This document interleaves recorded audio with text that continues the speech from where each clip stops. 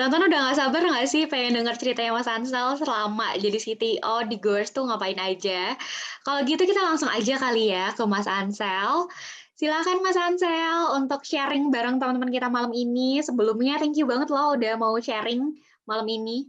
Sama-sama. Oke Semoga deh. jadi inspirasi lah. Oh iya Amin ya. dong, pasti. Ini kayaknya abis ini langsung deh pada bikin startup atau langsung pada ngajakin temennya. Oh, saya deh jadi CTO-nya, nanti kamu jadi CEO-nya. Oke deh, langsung aja kalau gitu. Silakan Mas Ansel. Oke, terima kasih waktunya. Oke, ya, title-nya kalau dari webinar ini kemarin ditanyain kira-kira judulnya apa? The Beauty of CTO. Tapi sengaja di situ beauty-nya ada tanda petiknya. Kenapa? Dilihat aja. Oke, langsung aja kali ya. Siapa saya? Ya, ini nama saya. Biasanya dipanggilnya Ansel. Udah jadi CTO Gores dari awal, sekitar ya 6 tahunan lah, sejak mulai berdiri sampai sekarang. Pendidikan nggak terlalu important, nggak penting lah, pendidikan itu nggak penting. Nanti kenapanya ya lihat aja selanjutnya. Lanjut, gimana caranya jadi CTO? Cara paling gampang, bikin aja perusahaan, ya kan? Bikin perusahaan, terus diklaim aja title CTO-nya, udah jadi CTO, paling gampang, ya kan? Yang agak suka, bukan agak susah, ini mah susah. Jadi orang hebat, orang terkenal di bidang engineering. Nah, biarkan ada perusahaan yang hire kamu jadi CTO. Sekarang kan banyak kan yang bukan founder tapi jadi CTO banyak. Beberapa perusahaan unicorn di Indonesia juga ada yang kayak gitu. Nah, tinggal pilih nih, mau pilih yang gampang, yang atas, atau yang bawah, yang agak butuh waktu, ya kan? Nah, itu cara jadi CTO, gampang kan? Nah, sekarang gimana caranya benar-benar jadi CTO? Nah, ini yang agak ya gitu, agak ribet lah kasarannya mah. Cuman sebelum kita mau ke arah gimana sih cara jadi CTO, kita harus tanya dulu, apa itu CTO? Ya kan? Ada yang nggak tahu CTO itu apa? Nih, ini kepanjangannya. Itu CTO itu. Secara kepanjangan kayak gitu, tapi secara apa yang dikerjakan sih, semuanya pasti yang namanya CTO karena Chief Technology Officer. Jadi semuanya berhubungan sama teknologi. Apapun yang berhubungan sama teknologi di suatu perusahaan, kemungkinan besar akan dikaitkan dengan CTO. Entah itu kita mau pakai teknologi apa, kita mau ke arah mana teknologinya, kita mau nambahin teknologi apa di perusahaan kita. Entah itu mulai dari IoT, machine learning, mau jadi dari AI, mau jadi apapun itu yang berhubungan sama teknologi, itu salah satu yang dipikirkan sama CEO. Terus habis itu, sorry, CTO. Terus, CTO itu fokusnya lebih ke masa depan, dalam artian, apa sih yang bisa membuat perusahaan kita bagus, teknologi apa sih yang cocok untuk kedepannya, apa teknologi yang sekarang ini lagi booming, terus nanti kalau diaplikasikan ke perusahaan kita bakal jadi lebih bagus. Nah, itu yang dikerjakan CTO normally ya. Jadi ngomonginnya itu nggak melulu soal sekarang kayak apa nih kerjaan kalian udah kelar atau belum, atau gimana deliverables yang harus diberikan di Q1 atau di deadline minggu depan udah pada kelar belum ya. Itu bukan fokus utamanya seorang CTO. Fokus sama CTO ya ngomongin soal future perusahaannya yang berhubungan dengan balik lagi teknologi. Kalau berhubungan sama orang itu nggak urusannya HR gitu kan. Nah, kalau berhubungan sama teknologi dan masa depan itu CTO. Selain itu juga dia harus mikirin business opportunity. Tadi balik lagi ngomongin masa depan kan. Dan ini business opportunity-nya itu terkait dengan teknologi ya. Misalkan, oh nih, ya sekarang inilah kita lagi pandemi, ya kan. Lagi pandemi, terus kita ngeliat, wah kayaknya video conference lagi booming nih, atau yang conference gitu booming nih. Gimana kalau kita bikin produk atau kita tambahin fitur di produk kita agar bisa video conference, kayak gitu. Contohnya kayak gitu. Ya paling gampang yang melihat opportunity di saat pandemi ini, misalkan yang lagi viral, Clubhouse, gitu kan. Kayak gitu. Oh, kayaknya ini kita bisa nih bikin audio chat. Jadi kalau kalau misalkan kondisi kayak gini kan enak nih, bisa langsung ngobrol, bisa langsung ketemu secara virtual. Nanti kita bisa dapat banyak duit, bisa cuan, kayak gitu. Jadi itu tiga hal utama. Ini tiga hal utama yang secara umum atau secara commonly dikerjakan oleh CTO. Dan ini bukan kata-kata saya juga ya. Maksudnya saya mengamini atau mengiyakan apa yang disampaikan oleh CTO lain, yang dimana dia itu di artikelnya dia itu mempertanyakan apa sih CTO itu, apa sih kerjanya CTO sebenarnya. Nah, dia ngefokusinya atau ngelihatnya ada di tiga aspek ini: teknologi, ngomongin tentang masa depan, dan gimana bisa mendapatkan bisnis baru dari teknologi yang dia berikan, kayak gitu. Nah, kita udah tahu nih CTO itu apa yang dilakukan CTO. Sekarang kita balik lagi yang tadi, gimana caranya benar-benar jadi CTO. Tadi kan di awal aku nyebut education not important, ya kan? Karena CTO emang nggak dilihat itunya. Kamu mau dari ITB, mau dari UI, ITHB, Unpas, atau BINUS, atau manapun itu nggak terlalu penting. Yang penting yang dilihat itu gimana kamu bisa nunjukin, yang pertama itu skills. Karena kalau misalkan CTO itu kayak wajahnya perusahaan yang berhubungan sama technical skills. Jadi kalau misalkan teman-teman mau jadi CTO dan nggak punya skills di sana, skill di sini yang aku maksud di sini yang lebih fokusnya technical skill. Itu nggak peduli kalian mau dari ITB, mau dari UI, kalau kalian dari ITB nggak punya skill ya sama aja.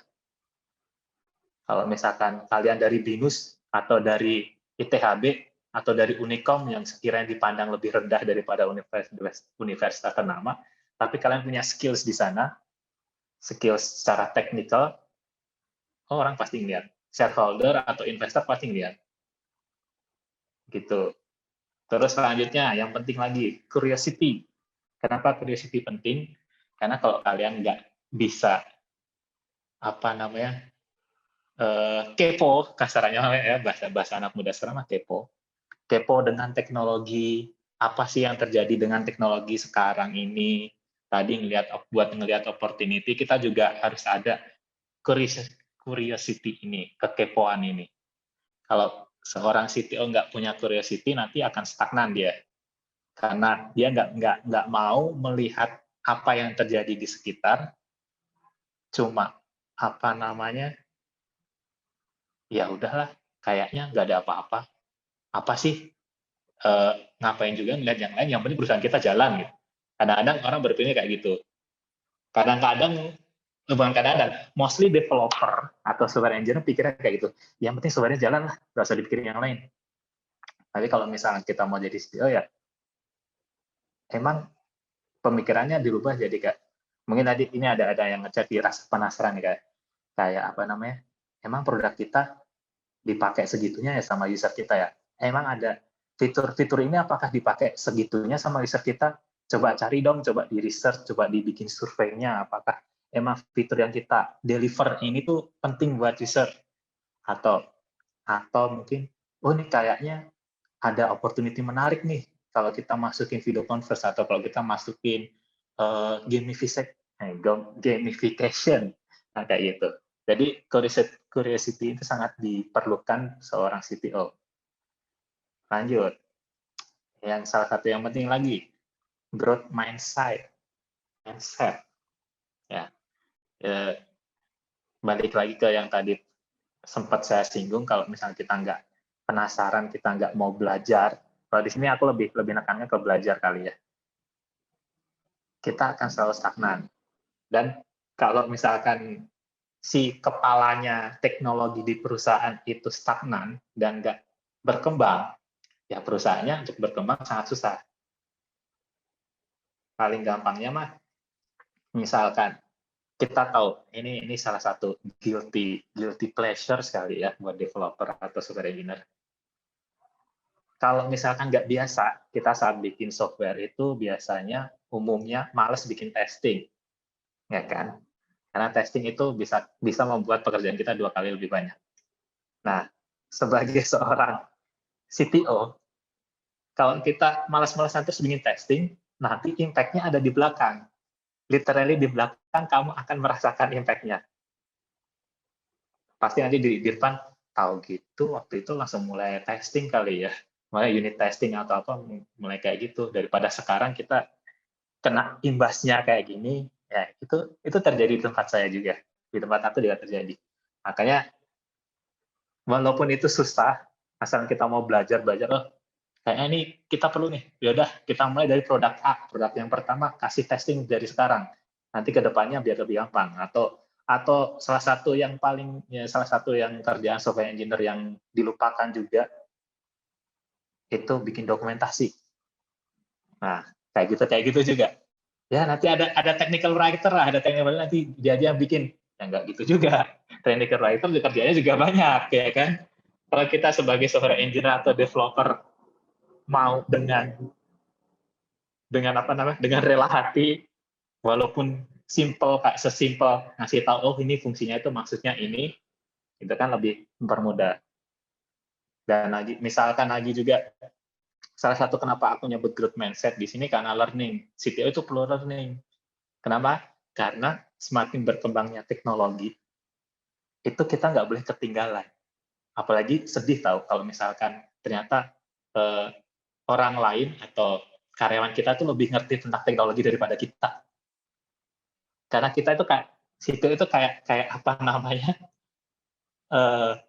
mostly itu orang lihat kalau CTO itu kayak role model gitu. Orang yang paling jago, orang yang paling ngerti apapun, orang yang paling update dengan teknologi, kayak gitu. Itu mindset umum ya sebagai seorang CTO. Makanya ya kita mau nggak mau harus bisa dalam tanda petik deliver ekspektasi karyawan kita, deliver ekspektasi teman-teman kita, kolega kita di kantor, kayak gitu. Apakah cuma itu? Nggak juga. Kalau kita lihat lagi apa yang CTO lakukan, kan ini, ya kan? Yang tadi kita bahas, yang dilakukan kan itu berhubungan dengan teknologi, future enabling business opportunity. Tapi sebenarnya title yang sebenarnya dari slide ini itu bukan what CTO do, tapi what CTO supposed to do. Jadi pada saat kita bikin suatu perusahaan itu, orang-orang pasti akan berpikir, kalau tadi ditanya, sebenarnya apa sih peran CTO? Ya, peran CTO sebenarnya ini berkutat dengan 3 hal ini, perannya. Tapi apa yang sebenarnya dia lakukan? Sebagai seorang CTO itu apa yang sebenarnya dia lakukan? Kayak day to day, daily, sebenarnya apa yang dia lakukan? Apalagi kalau buat startup ya, dalam konteks startup perusahaan kecil, yang dilakukan meetings, lots of meetings. Ya, nggak cuma meeting sama developer, meeting sama bisnis, meeting sama shareholder, meeting sama investor, meeting sama ya apapun lah. Meeting, banyak banget meeting. Bahkan mungkin waktu kalian habis dengan meeting. Apalagi networking. Mau nggak mau kalau kita udah levelnya di manajerial, kita mau nggak mau itu kayak ya basa-basi lah ke mana ke teman-teman CEO, teman-teman CTO lainnya, ke shareholder, ke investor ya basa-basi ngobrol-ngobrol santai lah kasarannya. Cuman kan ya kita tahu sendiri mostly sebagian besar software engineer itu anak-anak introvert yang sukanya sendirian ngerjain coding kan di pojokan kayak gitu kan. Nah, itu itu itu sebenarnya yang hal-hal yang dilakukan, bukan yang supposed to do. Saya emang hal-hal yang dilakukan. Terus habis itu apa lagi? Take the blame. Kalau misalkan something bad happen, ya kita harus nerima itu. Ya, my bad, gitu kan. Apalagi kalau kita hubungannya sama investor. Ya kita nggak bisa nyalahin developer kita. Oh, itu kerjaannya si anak ini nih, anak magang atau anak intern, ya enggak, kita nggak bisa kayak gitu. Kalau kita semakin tinggi levelnya dari struktural suatu perusahaan, ya kita adalah salah satu orang yang disalahkan. Itu. Apalagi kita yang harus benerin banyak hal. Everything kita yang benerin. Ya mau nggak mau gitu kan. Karena kita kalau misalkan kita ngomong survei engineer yang levelnya ada di bawah, dia akan lebih fokus ke deliverables. Apa yang bisa diberikan, apa yang bisa dideliver. Tapi pada saat suatu hal tidak sesuai, apalagi kalau tidak sesuainya itu berhubungan ada impact dengan bisnis, ya mau nggak mau kita harus turun tangan, kasarannya turun gunung lah. Walaupun sebenarnya nggak semua CTO nggak hands-on gitu. Selanjutnya do everything. Jadi kalau teman-teman berpikir CTO itu nggak ngoding, jangan salah. Malah bisa jadi yang ngoding semuanya CTO.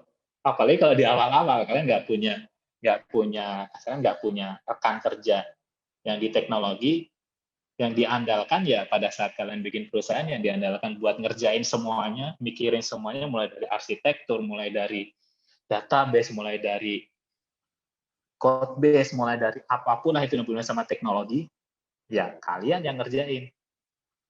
Even bahkan kalau misalnya teman-teman punya karyawan atau punya kasarnya di software developer lainnya, belum tentu kalian akan lepas dari ngoding. Bisa jadi malah kerjaan kalian lebih banyak. Kenapa? Karena bisa jadi kalian harus nge-review kerjaan orang lain. Saat kita punya bawahan, kita punya kolega, atau ya anggap aja seorang tech lead, semakin tinggi jabatan engineering di suatu perusahaan, kita pasti akan bertemu dengan yang namanya nge-review kerjaan orang. Dan jangan salah, nge-review kerjaan orang itu bisa jadi lebih lama dibanding ngerjain kerjaannya. Kalau misalnya teman-teman pernah lihat meme atau ilustrasi yang sangat menarik, aku nggak masukin di sini, aku lupa masukin. Itu kayak gimana cara kita menilai code quality seseorang itu dengan cara WTF per menit. Nah, itu benar terjadi. Itu terjadi sama saya. Jadi kalau misalkan teman-teman udah mulai masuk ke tahap reviewer, nanti kalian akan merasakan gimana nggak enaknya nge-review kerjaan orang. Dan pada saat itu ditanyain juga, gimana kerjaan kamu? Udah kelar belum? Entah saya lagi nge-review kerjaan orang. Itu yang akan terjadi sama teman-teman ya. Semakin tinggi teman-teman, apalagi kalau walaupun udah sampai di CTO, yang kalian ekspektasinya tadi supposed to do, cuma mikirin tentang future, mikirin tentang teknologi, ngelakuin R&D, research and development, enabling business, nah, bisa jadi teman-teman tetap ngoding. Jadi, lihat aja nanti. Yang terakhir nih, put the company first. Apalagi kalau teman-teman mengambil jalur yang simpel. Tadi kan ada 2 jalur ya. Gimana caranya menjadi CTO, ada 2 jalur. Jalur yang simpel, bikin company, terus klaim aja title-nya. Jalur yang susah, itu kalian harus jadi orang yang hebat dulu, orang terkenal dulu di bidang IT, baru di-hire untuk jadi CTO. Nah, pada saat teman-teman bikin sendiri perusahaan, setinggi apapun level teman-teman, kalau kalian yang namanya co-founder atau salah satu owner dari perusahaan, put the company first itu salah satu hal yang kalian lakukan. Bahkan kalau sekarang ya agak sedikit membuka sesuatu ya. Saya ada di teman-teman, ada di grup yang isinya teman-teman startup, teman-teman co-founder atau CEO, CTO, COO, co-founder dari suatu startup di Bandung. Kalau ditanya soal apa namanya gaji, kasarnya dalam tanda petik soal gaji, mereka pasti jawab, ya banyak ya yang lebih banyak, banyak lah karyawan-karyawan kita yang gajinya lebih gede daripada kita. Jadi jangan berpikir kalau CTO itu gajinya paling gede, atau deretan direktur tuh gajinya pasti lebih gede daripada karyawan yang lainnya. Jangan salah. Kalau teman-teman masuk di jajaran owner atau co-founder, ya siap-siap aja. Bisa jadi gaji teman-teman malah yang paling sedikit di antara yang lainnya. Atau harapannya CTO atau CEO yang kerjanya itu nggak terlalu banyak, malah jadi yang paling banyak kerjaannya. Jadi banyak hal yang tidak sesuai dengan secara ideal terlihat di luar sana. Kalau teman-teman lihat CTO di luar sana, kayak, wah CTO ini kayaknya kerjaannya enak nih, gajinya gede nih. Nggak semuanya kayak gitu. In real life nggak kayak gitu. Itu kayak sudah, kalau perusahaannya udah sukses, mungkin itu terjadi. Tapi kalau misalkan perusahaan masih startup, masih struggle, masih masih masih belum ada di atas awan lah kasarnya, itu mungkin saya terjadi dengan teman-teman kalau misalkan kalian pegang di title ini ya, di title CTO atau C-level lainnya. Kayak gitu. Kalau ditanya, apakah saya benar-benar CTO? Nah, balik lagi tadi kan. What CTO supposed to do, mikirin teknologi, mikirin ke depannya nanti gimana, mikirin mikirin business opportunity. Kalau ditanya kayak gini, iya, on paper iya. Kayak tadi dikatakan, oh nih, tapi day to day saya masih hands on, masih megang produk, masih ngebenerin kerjaan orang lain, masih review. Bahkan kebanyakan waktunya kebanyakan jadi kayak tech lead atau software engineer biasa. Masih belum, kalau saya sendiri tuh masih merasa masih belum bisa berada di posisi si CTO yang sebenarnya. Karena buat mikirin teknologi itu butuh waktu, butuh research, butuh banyak baca, butuh banyak mungkin ikut webinar CTO yang lain kayak gitu. Cuman most of my time itu habisnya di ngerjain produk, nge-review kerjaan orang, meeting produk, dan kawan-kawannya. Jadi kalau ditanya ya, secara on paper iya, saya CTO. Tapi in real life, saya mah software developer biasa. Makanya sebenarnya kalau saya ditanya, kalau ada teman saya tanya, Ansel, kamu kerjanya apa sih? Oh, saya nggak pernah bilang saya direktur atau saya CTO di perusahaan, nggak. Saya mah kerjaannya programmer. Karena secara real life, emang itu kerjaan saya. Kan balik lagi. Pertanyaan yang terakhir nih, yakin mau jadi CTO? Ini pertanyaan saya terakhir, yakin mau jadi CTO? Saya pribadi, tadi kan saya bilang, apa yang benar-benar CTO lakukan, ada meeting, ada networking. Saya pribadi nggak suka meeting. Kalau misalnya teman-teman tanya, teman-teman saya yang di Goers, saya nggak suka meeting. Kalau emang nggak perlu meeting, nggak usah meeting. Kalau memang ada yang mau dibahas, kalau bisa lewat Slack atau lewat chat, bahas lewat chat. Nggak usah meeting. Karena kalau meeting itu ngabisin waktu.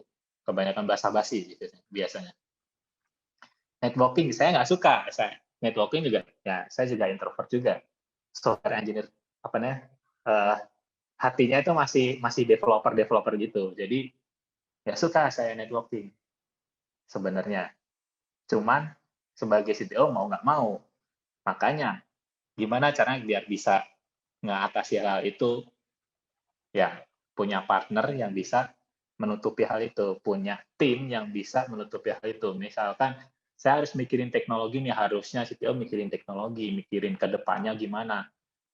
Kalau kamu emang nggak punya waktu kayak gitu ya, biarkan, kasihlah kepercayaan kamu itu, mengenai hal itu ke tim kamu, misalnya tim produk. Oh, boleh dong tolong nanti dicari nih, kira-kira produk apa nih yang ke depannya bisa bagus. Kita put trust in our team. Kalau misalnya ngomongin soal investor, soal networking, soal ya shareholder meeting dan kawan-kawan itu, kalau misalnya kita nggak terlalu suka, ya kita harus mau percaya, kita harus mau punya partner bisnis kita, yang notabene itu C-level itu, ya kita harus percaya sama mereka. Percaya kalau mereka bisa memberikan yang terbaik, walaupun kita nggak involve secara langsung. Ya kita fokus aja ya, fokus kepada teknologi. Kasarnya mah, biarkan mereka di panggung, kita di belakang layar aja. Kalau emang itu tipe CTO yang tipe teman-teman ya. Kalau aku memang tipenya emang nggak suka di depan. Makanya ya, I put trust in them, gitu kan. Kalau memang teman-teman tipe CTO yang jago ngoding, jago networking, jago socialize ya, nggak apa-apa, nggak masalah. Masing-masing orang beda-beda. Tapi pada saat ditanya, apakah kamu siap atau kamu benar-benar yakin mau jadi CTO, nah itu balik lagi, siap nggak kita mau jadi kayak gitu. Dalam artian ya, kalau misalkan kita jadi software developer biasa, kita nggak perlu mikirin tuh, the big picture kita nggak perlu mikirin, ya udah yang penting kita deliver lah. Apa yang supervisor kita minta, deliver. Apa yang produknya harus di-deliver, fitur apa yang harus dibikin, deliver. Itu kalau kita mau jadi software developer aja. Tapi pada saat kita mau berada di posisi yang lebih tinggi, semakin naik jadi tech lead, jadi manager, jadi product owner, jadi CTO, semakin tinggi, teman-teman harus mikirin big picture-nya. Nggak cuma minggu depan kita deliver apa, enggak. Tapi pertanyaannya jadi berubah, apa yang kita deliver itu bisa ngasih sesuatu buat kita enggak? Bisa ngasih opportunity buat kita, business opportunity buat kita enggak? Itu yang mungkin menurut saya itu agak susah, mindset yang agak susah untuk diubah bagi seorang developer ya. Karena kita biasanya developer tahunya yang penting kelar kan. Yang penting beres, yang penting kelar, yang penting bos senang, jadinya ya udah gitu aja. Tapi sebagai seorang CTO nggak bisa kayak gitu. Nggak cuma mikirin teknologi juga, mikirin juga anak buah. Gimana, kalau tadi aku bilang growth mindset, itu growth mindset nggak cuma growth mindset kita sendiri, tapi growth mindset anak buah kita juga, karyawan kita juga di bawah kita. Gimana mereka juga mau berpikir ke arah sana. Nggak cuma jadi software developer aja, di bawah terus, tapi juga bisa semakin lama, semakin naik, jadi bisa, kasarannya mah, jadi ada orang yang bisa menggantikan kita untuk hands-on. Sebenarnya itu. Kalau di awal, kita cuma CTO sendirian, terus habis itu paling cuma ada 2 orang yang bantu kita. Nah, semakin lama, perusahaan akan semakin gede, kita harus bisa membuat orang-orang yang di bawah kita itu menggantikan kita dalam tanda petik untuk bisa mengerjakan kerjaan yang lebih lebih now, lebih sekarang, deliverables, produk dan kawan-kawannya. Tapi yang lebih future-nya kita baru membuat future-nya, gitu. Jadi sebenarnya sharing saya cukup seperti aja. Semoga masih ada yang ingin jadi CTO atau minimal mau ngambil jalur yang manapun, mau ngambil jalur bikin perusahaan sendiri atau jadi jalur dari bawah, jadi software engineer, technical leader, jadi manager, jadi product owner, itu terserah teman-teman.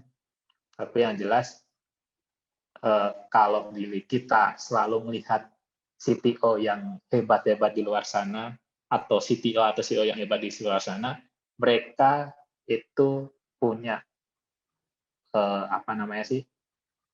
jalannya sendiri-sendiri. Dan kita nggak tahu proses mereka sampai ke sana itu kayak gimana, kita nggak tahu. Kalau kita berpikir proses mereka itu simple, jangan, itu salah. Karena aku yakin setiap orang yang hebat di luar sana, si level di luarnya yang hebat-hebat, itu prosesnya nggak simple. Prosesnya sangat berat, dan itu nggak semua orang bisa melakukannya. Itu aja kalau dari aku. Terima kasih. Saya kembalikan ke Ayu ya. Thank you banget sharingnya Mas Ansel. Sama-sama. Tepuk tangan di rumahnya masing-masing dong buat Mas Ansel. Keren. Oke deh teman-teman. Jadi gimana nih Mas Ansel, selama 6 tahun jadi CTO menikmati nggak Mas? Menikmati secara kerjaan menikmati karena pada saat aku ditawarin untuk bikin perusahaan bersama, itu sebenarnya yang aku lihat itu challenges-nya. Dalam artian, wah kayaknya ini menarik nih, kayaknya challenging nih. Nah, aku suka itu. Jadi ya, asalkan ada sesuatu yang menarik buat aku atau challenging untuk dikerjakan, apapun itu teknologi baru, produk baru, itu akan membuat saya berbinar-binar kasarannya. Tapi kalau udah mulai stagnan, ini kayaknya produknya nggak ada yang berubah-ubah, nggak ada perkembangan, nggak ada apapun ini, bisnis kayak gini-gini aja. Nah, itu baru mulai bosen tuh. Aduh, ini ngapain ya?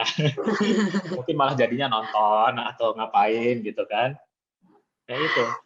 Kalau sampai sekarang selama 6 tahun ya, aku sih sangat sangat sangat happy karena aku punya tim yang sangat hebat.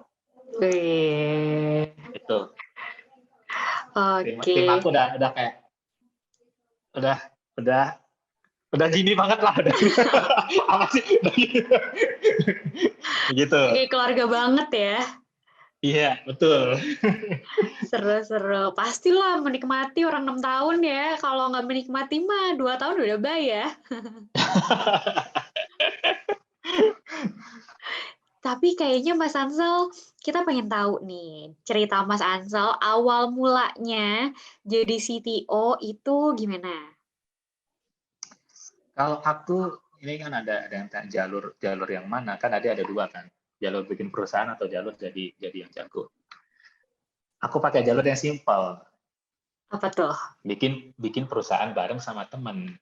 Jadinya teman aku jadi Ghost itu ada tiga co-founder. Satu jadi CEO, satu jadi COO, satu jadi CTO. Nah, yang jadi CTO itu saya. Yang dari CTO itu aku. Karena emang dari segi background, aku emang background-nya yang informatika, yang engineer. Walaupun satu lagi background-nya juga engineer, tapi engineer lebih ke sistem informasi. Jadi lebih cocok ke aku lah buat jadi engineer. Itu. Dan itu juga diajakin pas waktu itu Sel, kita ada ini, aku sama satu lagi partner aku, ini kita ada ide nih, kita mau bikin produk, waktu mau bikin produk, kita lagi ada problem kayak ini, bla bla bla, sama dia, ini produknya rencananya bakal kayak gini, terus habis itu menarik sih, problemnya menarik, terus habis itu dia bilang kita rencana target pertama itu di iOS, di iPhone, karena pada saat itu yang punya iPhone tuh dikit, eksklusif lah, kayak aku belum pernah ngerjain iPhone, kayaknya menarik ini ngerjain ini aplikasi ini. Ya udah, oke. Kayak gitu. Biasa di awal saya tertariknya lebih ke mau bikin aplikasi iPhone. Karena pada saat itu yang bisa bisa ngoding iPhone di Indonesia itu jarang banget. Karena dulu tuh masih zamannya Windows Phone, masih zamannya Android atau Nokia Symbian itu masih ada dulu. Makanya pada saat iPhone, menarik nih kayaknya gitu. Lebih ke yang tadi aku bilang, kalau itu challenging, aku lebih berbinar-binar orangnya. Tapi kalau udah biasa-biasa aja, ya gitulah. Tuh. Mas Ansel ini orangnya memang seneng tantangan banget ya. Jadi motivasi awalnya ada diiming-imingin, yuk bikin aplikasi buat di iOS, dan ternyata di Indonesia ini masih sedikit saat itu ya Mas ya. Saat itu masih sedikit. Sekarang mah jangan ditanya, banyak banget yang bisa iOS. Seru, jarang-jarang loh orang yang suka tantangan. Banyaknya malah sukanya di comfort zone-nya. Ini kebalikannya ya, bagus. Nah, kalau teman-teman tipe yang mana nih? Suka yang challenging atau sukanya diam di comfort zone-nya? Nah, kalau teman-teman mau tanya langsung, boleh raise hand ya. Nanti biar bisa ngobrol langsung sama Mas Ansel. Kalau tadi kan Mas Ansel jalurnya bikin startup-nya langsung deh, gitu kan. Kayaknya tuh terdengar mudah, ya udah bikin aja perusahaan sendiri. Tapi prakteknya terdengar mudah. Makanya ngomongnya terdengar mudah ya. Aslinya mah. Berdarah-darah ya Mas ya. Iya. Untungnya perusahaannya sustain ya Mas ya. Iya, puji Tuhan masih sustain Berkembang, lah. keren. Iya. Oke, ada yang mau raisen atau enggak kita bacain dulu? Oh, ada. Silahkan, ada Kak Agustinus.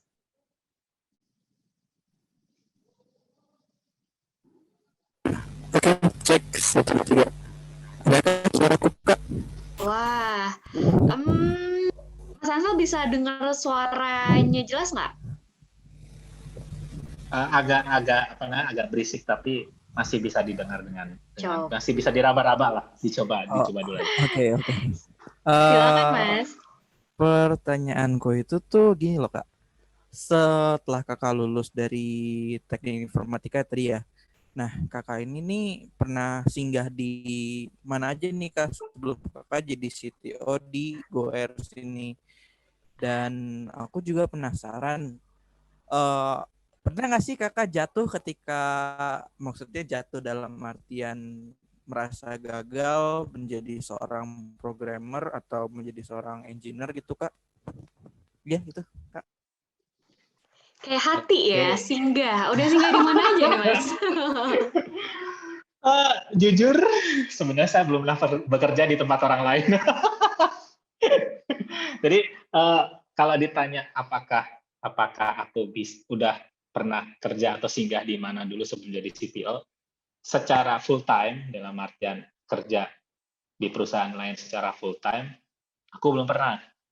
Yang pernah aku lakukan ya normal lah, anak kuliahan kan magang, internship itu udah pernah aku lakuin, sama part time aku pernah, tapi kalau secara full time selama aku kuliah sampai bikin perusahaan jadi CTO, itu nggak pernah sekalipun bekerja di perusahaan orang lain. Itu sebenarnya salah satu. Itu bisa kasarnya jadi salah satu kendala sebenarnya. Kenapa jadi kendala? Karena aku jadi nggak bisa tahu. Aku belum punya experience bekerja full time di suatu perusahaan, terutama perusahaan IT. Itu salah satu kendalanya sebenarnya. Dan kenapa aku nggak kerja sebelum menjadi CTO? Karena sebenarnya saya nggak terlalu suka office hour. Makanya pas part time saya nggak bertahan, cuma bertahan beberapa bulan, habis itu keluar karena kerjanya office hour dan aku nggak suka. Salah satu hal yang ya selain tadi challenging itu ya kayaknya menarik nih kalau punya perusahaan sendiri kan jadinya office hour-nya kan terserah kita kan ya. Walaupun kadang-kadang nggak sesuai dengan harapan, tapi minimal kita masih bisa kontrol lah kayak gitu. Jadi saya nggak pernah kerja di perusahaan lain sebelum jadi CTO. Gitu. Pertanyaan kedua tadi apa tadi? Pernah down nggak sebagai seorang programmer? Jelas dong pernah. Pernah banget. Apalagi kalau misalkan kita dikelilingi sama orang-orang yang jauh lebih jago daripada kita. Nah, itu ya kalau saya background-nya karena emang di informatika, jadi teman-teman saya kan juga orang informatik kan ya, orang-orang software developer gitu kan. Banyak banget yang lebih jago daripada saya, banyak banget. Yang magang aja di Facebook itu ada, yang magang di Google ada. Makanya kalau ditanya pernah merasa jatuh, pernah. Mata kuliah dapat jelek, pernah. Pas ngeproyek terus habis tiba-tiba, aduh, pengen selesai aja nih proyeknya, kayaknya susah ngerjainnya, pernah. Jadi kalau ditanya pernah atau enggak, sangat sering sebenarnya. Cuman balik lagi, kalau misalkan kita ada di posisi paling bawah, yang susah itu bukan jatuhnya. Kalau jatuh, kita jatuh mah gampang. Yang susah itu berdirinya. Kalau kita udah jatuh, kita buat berdiri lagi itu susah. Nah, kalau orang udah jatuh, tapi bisa berdiri lagi, itu berarti hebat. Aku mikirnya gitu. Ya, puji Tuhan sama ini kalau saya jatuh masih bisa berdiri lagi. Apalagi sampai sekarang ya, masih bisa bertahan jadi CTO. Walaupun kenyataannya tidak seindah dengan yang dibayangkan. gitu ya. Semoga apa yang dibayangkan akan kejadian suatu saat nantinya ke depannya. Jadi dengan semakin sukses perusahaannya, biasanya yang dibayangkan itu lebih semakin terlihat di depan mata lah gitu. Gitu. Quotes dari Mas Ansel ya, tidak seindah seperti yang dibayangkan. Oke, apalagi kalau memang jadi programmer tuh, kan programming tuh bahasanya tuh berkembangnya tuh cepet banget ya Mas ya. Jadi kayak mau nggak mau Betul. kita tuh harus belajar, ngikutin. Benar. Dulu kan Apal- React nggak ada yang tahu kan. React JS tuh nggak ada yang tahu. Terus apa namanya, bahkan iPhone juga nggak ada yang tahu. Sekarang mau nggak mau kita harus belajar gitu. Karena yang dicari apa namanya vendor, sebagai seorang vendor nggak dicari kliennya bisa pakai React aja nggak? Oke. Mau nggak mau harus belajar. Tuh. Oke, semangat teman-teman. Apalagi kalau yang mau jadi CTO, oh bebannya luar biasa ternyata ya. Tidak mudah. Kak Agustinus, udah cukup pertanyaannya terjawab atau ada yang mau lagi ditanyain? Aku pengen nanya lagi nih Kak. Kakak kan CTO nih, berarti Kakak tahu dong perkembangan di dunia IT saat ini. Boleh nggak nih Kak berbagi informasi kayak kira-kira ntar tuh teknologi yang akan sering digunakan yang bagus buat dan berkembang di masa depan itu apa gitu Kak? Dan aku juga mau nanya nih, kalau buat kita atau kami yang fresh graduates, bagusnya entah kami cari kerja atau kami ya, kayak Kakak mencoba membuat sebuah startup baru. Ya, gitu Kak. Oke. Wah, ada yang mulai kehasut nih kayaknya. Langsung bikin startup. Oh iya Kak Agus, boleh tolong dinyalain nggak camnya? Biar kita bisa lihat nih, yang mana sih Kak Agus? I'm sorry, but because kamera aku pakai komputer jadi nggak ada Oh, webcamnya. oke. Sorry Oke, banget. oke. Langsung aja deh kalau gitu Mas Ansel, silakan.